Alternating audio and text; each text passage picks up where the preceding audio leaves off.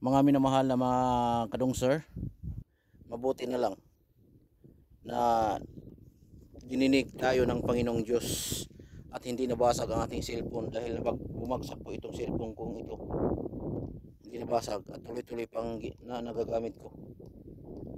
Maraming salamat po Ama dahil ginabayan niyo po ako at naway inyong napakinggan ang aking mga dasal at panalangin sa inyo ang maalis ang dyablo sa isipan ng aming mahal na presidente Bongbong Marcos. At ngayon, tayo na po'y bababa sa bundok na ito. At nandito na po tayo sa mababa na parte ng bundok at hindi na tayo mahirapan dahil itinuro ng Panginoong Diyos ang ating pagbalik para hindi na tayo mahirapan. Ang sabi niya dito kadumaan para hindi ka na mahirapan. Talagang napakabuti ng ating Panginoong Diyos pag ikaw ay nananalangin at nagdarasal. Ang lahat ng mga mababangis na hayop na nandirito ay tumabi. Dahil sila po ay likha po ng Panginoong Diyos. Tayo po ay likha ng Panginoong Diyos. Lahat po ng ating hiling ay kanyang pakikinggan. At siyempre po, sinisigaw ko rin po at dinadalangin at dinadasal ang sitwasyon dito ng aming kumpanya. Hindi ko lang po babanggitin ang pangalan ng kumpanya dahil bawal. Bagkus aking pong dinadalangin na maging maayos ang pamamalaka dito at maibigay ang mga sweldo ng mga manggagawa. Kasama na po ako doon. Kaya ito, bababa na po tayo. Tinuro po ng Panginoong Diyos. Tinuro, mababa na po at hindi na po tayo mahihirapan sa pagbaba. Talagang kaibuti ng ating Panginoong Diyos. Pag ikaw po ay taimtim na nagdarasal, ibibigay at ililigtas kanya. At simple po, ako po ay nananawagan sa lahat ng tao sa buong mundo. Ugaliin po nating magdasal araw-araw. Huwag po tayong magdasal kung kailan po tinatamaan ng sakuna. Marami pong nakakalimot. Kaya po tinatamaan ng sakuna ang lugar. Dahil ang lugar na yan ay puro kasamaan ang ginagawa. Hindi na binibigyan ng oras ang ating Panginoong Diyos. Binibigyan man ng oras, pero mabait lang po siya kung nasa loob ng simbahan o dako. Pero ang totoong ugali ay napakasama. Kagaya po ng sinasabi ni Jobin, ang batang hilir, na bago siya manggamot ng tao ay sinasabi niya ay huwag kang mamalikas. Tama po ang sinasabi ni batang hilir na huwag po kayong mamalikas dahil ang Diyos po nagagalit sa mga taong ganyan na mamalikas. Dasal ka na ng dasal, pero lagi kang namamalikas. Alam nyo ba po ang ibig sabihin ng namamalikas? Ang namamalikas ay yung masamang mga salita, naninira ng mga kapwa. Yan po ang namamalikas. At hindi lang po yan, marami pong mga bagay ang pamamalikas. Hindi ka nga nagsasalita, pero nag-iisip ka naman ng masama sa kapwa. Yun po ang namamalikas. Ang sinasabi ni Jobin, ang batang hilir, nandoon sa Mindanao, na napakarami ang kanyang pinapagaling. At marami din kumukontra sa kanyang mga ginagawa. At maraming nagko-question na sa demonyo daw ang kanyang kapangyarihan na ginagamit upang mapagaling ang mga may sakit. Alam nyo po mga minamahal mga kadong sir, ako man ay kaya ko rin gumamot ng kapwa tao, pero hindi ko ginawa.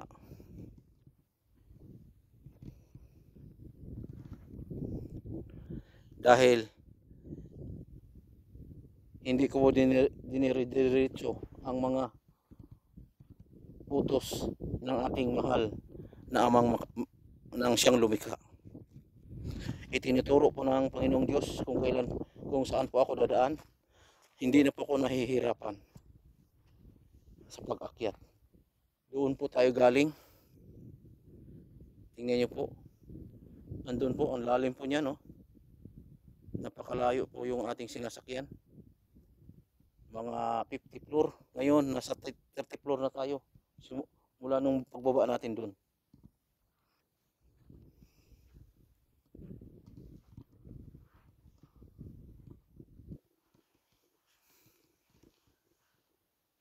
At nakaramdam na ako ng gutom. Doon na lang. Sa pagbaba natin, maghanap po tayo ng malilim na lugar. At doon tayo kakain. Talagang napakabuti ng Panginoong Diyos. At parang may umakyat din dito. Tingnan mo yung apak ng baka aso yan.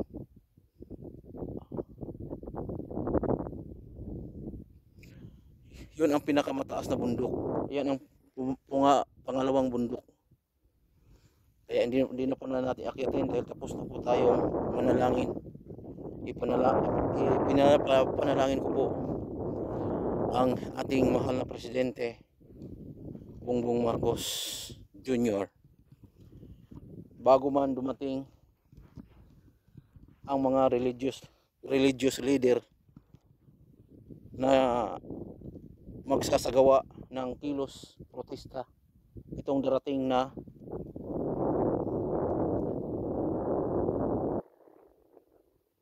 November 16, 17, 18.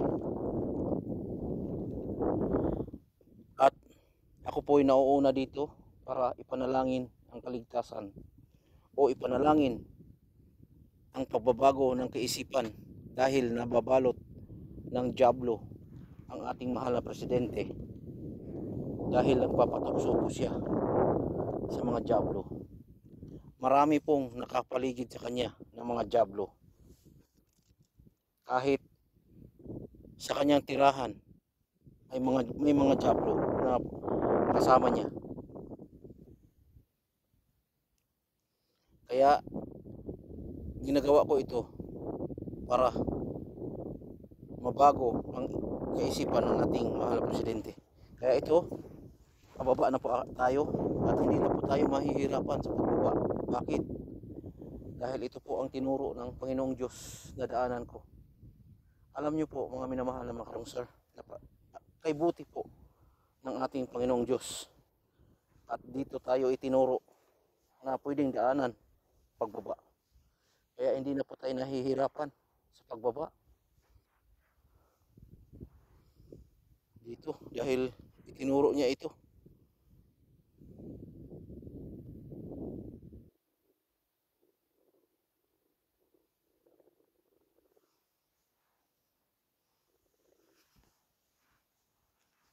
Pero dala-dala pa natin ang ating pangdepensa.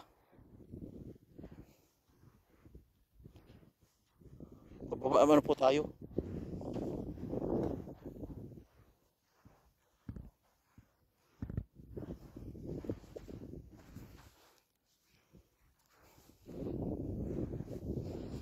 Talagang napakahirap tong aking inakyat. Sobrang hirap. At saka pagbaba, hindi na mahirap. Oh,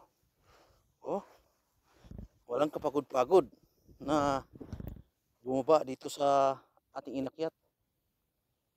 Kaya maraming salamat po bundok na nakatungtong tayo dyan at nananawagan. Malapit na pa tayo sa langit. Naway mapakinggan tayo ng Panginoong Diyos. Hindi man tayo mapakinggan, naway ako po ay gawing kasangkapan ng Panginoong Diyos upang lumipad para baguhin ang mga o di kaya sugpuin ang mga dyablo na pumapaligid ng ating mahal na presidente.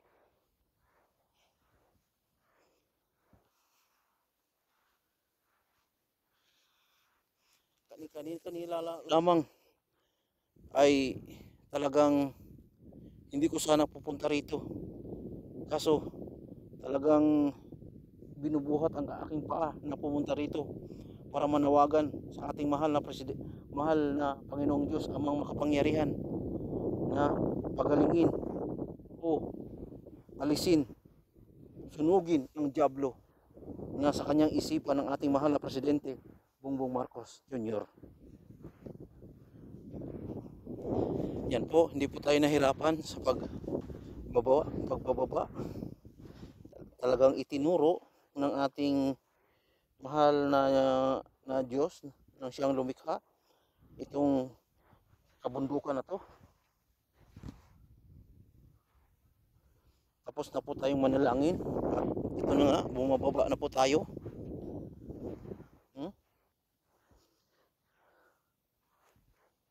At ito, puntahan natin ang isang bato na kakaiba.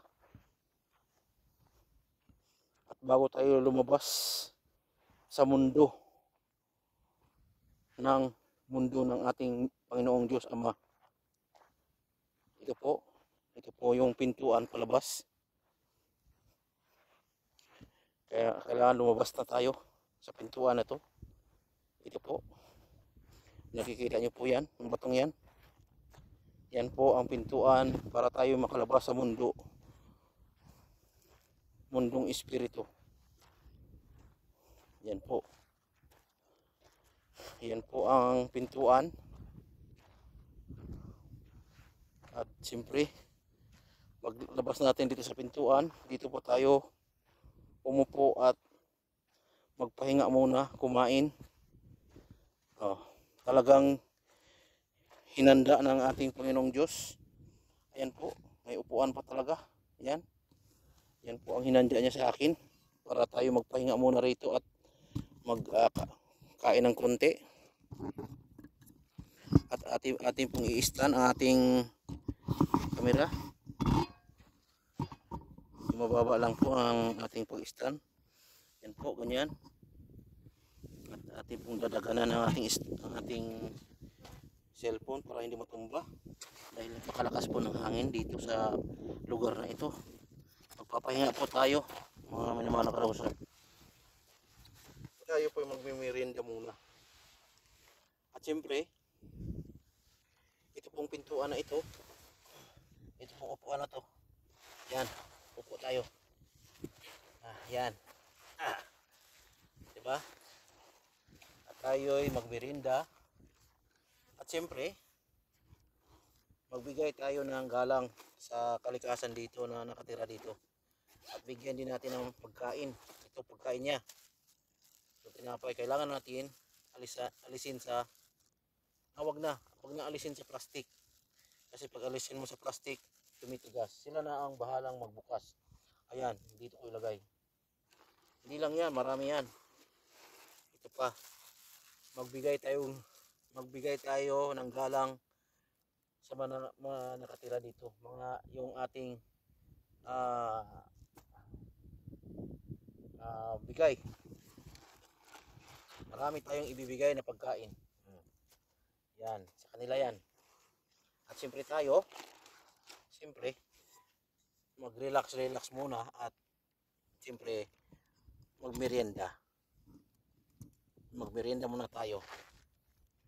Mga minamahal na kausap, merienda muna tayo. Magkape. At itong kape na to, talagang hindi lumalamig. Ito po yung ginagamit ko, napakaganda. Hindi ko lang ipapakita yung pangalan na nakalagay. Yan po.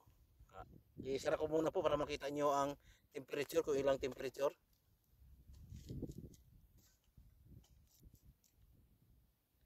(79 degree ang init. Di makita. Masyadong maliwanag. Kape po tayo. Papahinga po tayo dito para galing tayo sa bundok na ating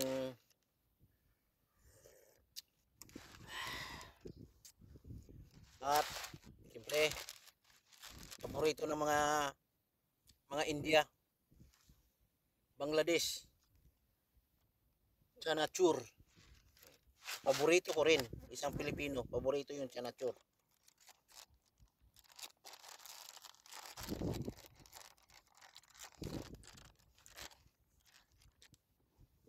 Mahirap buksan yung chanachur, mga minamahal na kadonser. Kailangan natin gamitan natin ng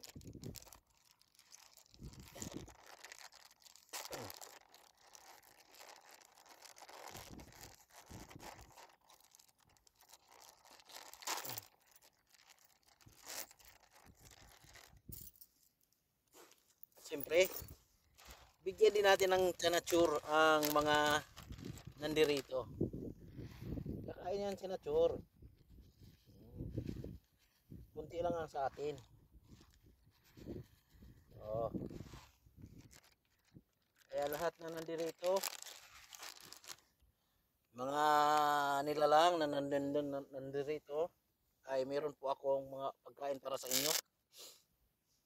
At alisin ko po itong aking gloves para makain itong aking dalang chanachur.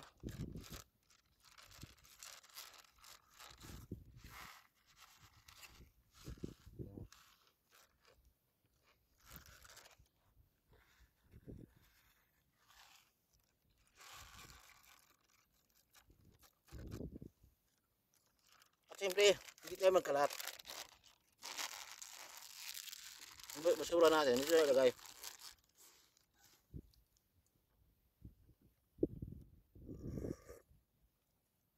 Kape po tayo mga minamahal ng kadonser, mga viewers.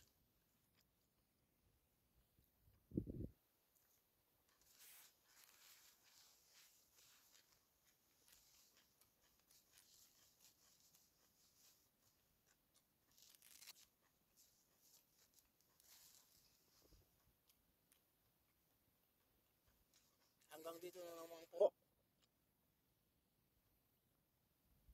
Parang may narinig tayo.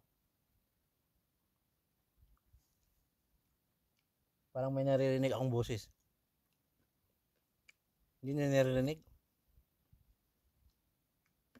Parang may tumatawag sa akin.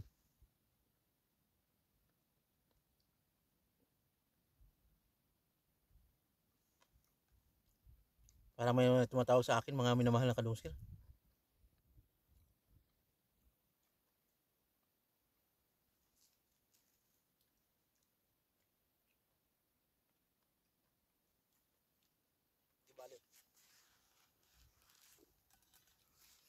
Hanggang dito naman po ang video kong ito. Naway inyong i-like, mag-subscribe, at higit sa lahat, i-share. Dahil ito sa kabutihan at pagbabago sa isipan ng ating mahal na presidente, Bongbong Marcos. At dinadalangin ko rin po ang ating former president na ikinulong sa Netherlands dahig.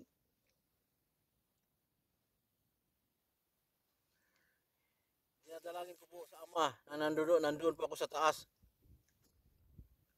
ang kalusugan at malayo sa sakit at makalaya na, makalabas na at makauwi na sa atin sa Pilipinas ang mahal nating dating presidente Rodrigo Roa Duterte. Maraming salamat po. Hanggang sa muli ng ating mga videos. Hanggang sa muli, bye bye.